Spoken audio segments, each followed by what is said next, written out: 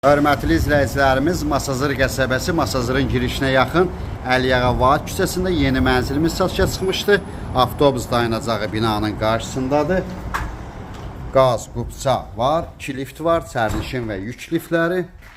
Bu giriş qapısından təqdim edeyim. 9 mərtəbəli binanın 7-ci mərtəbəsində yerləşir. Ümumi sahəsi 67 kvadrat metrdir.